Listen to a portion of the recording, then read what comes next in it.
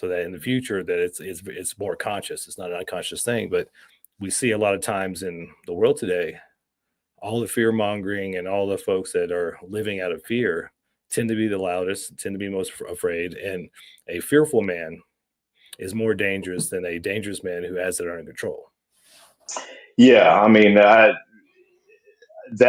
man who is afraid of his shadow side, I do think is more dangerous to society, and that's the one that's more likely to lash out at society and most likely to be untrustworthy, most likely to do damage and hurt a whole lot of people. I went to this men's getaway weekend thing several years ago, and it was probably one of the biggest turning points in my life.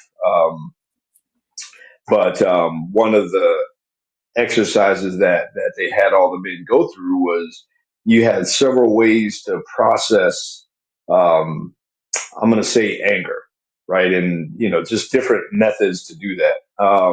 And one of them was this basically one of the punching dummies, right? And so I got in that line, and we were supposed to deal with, basically deal with a figure or something, a shadow, or go to that place and let that thing out. And it was a safe environment, a controlled environment. And they were like, rage is different than anger, but we're going to process some anger today.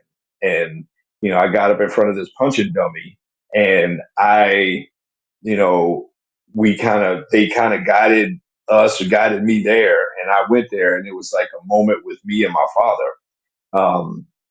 And it was so much so that the mannequin's face like changed into his, and I had on boxing gloves rather, and so the exercise was to punch the punching dummy or the mannequin or whatever.